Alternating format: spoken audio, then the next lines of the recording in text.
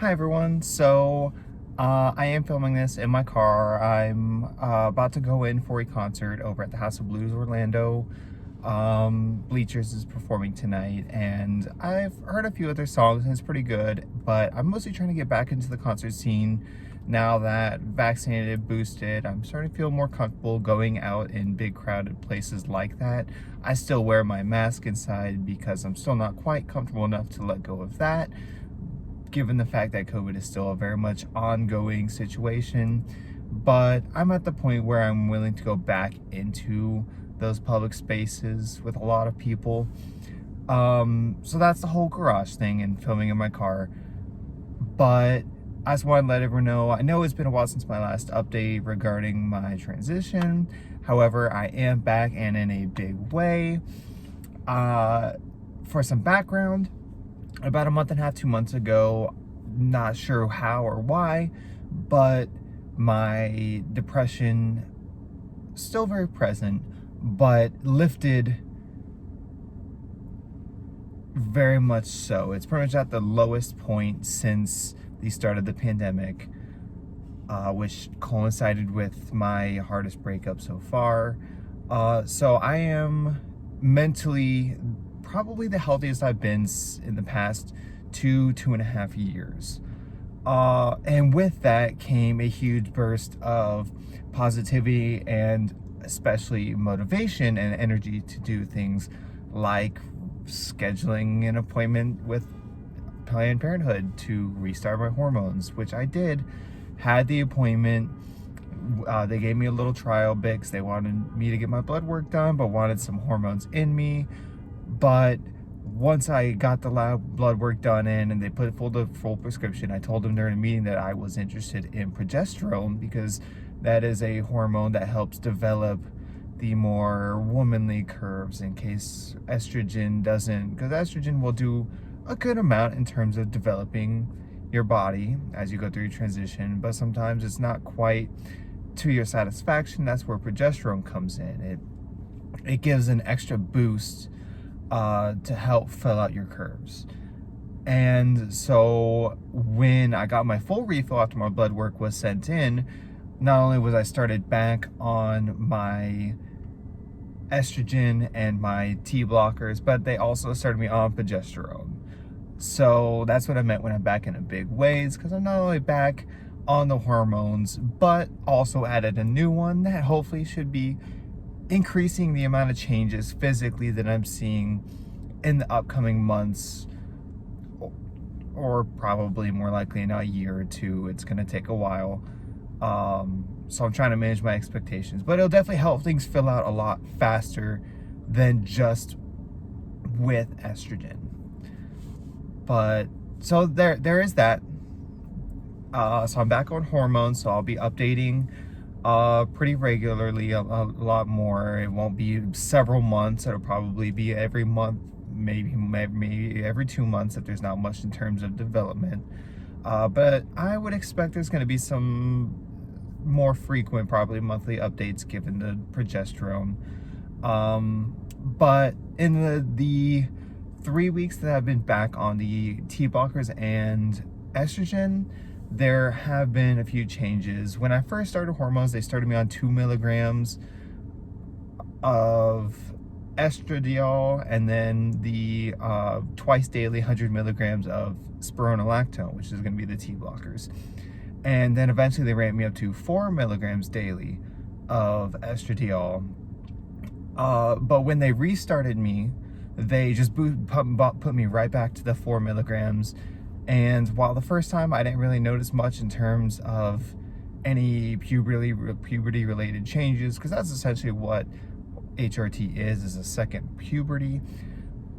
This time around, starting back on the 4, my body did have a bit bigger of a reaction in terms of things like acne and mood changes. It was the second week especially. I got like 3 huge pimples, which I haven't gotten really any noticeable acne in years, even when I started the first time. But this time definitely had some of the acne.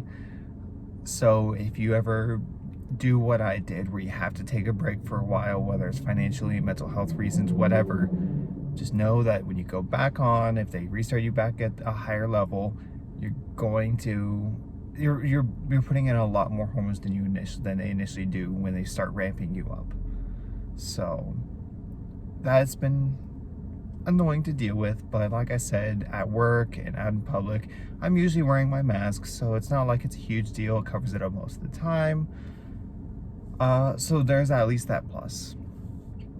I think since my last major update, I have gotten a few things outside of the HRT that have been nice. I got my ears pierced back in December while I was up in DC, because I go to DC every December.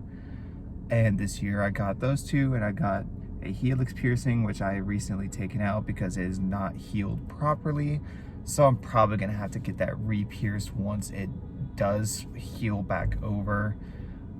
But that's a fun thing. In terms of updates for my life, socially, my older sister, who previously was the most supportive, at least it seemed, of my transition, has been back and forth on it to the point where I've just given up.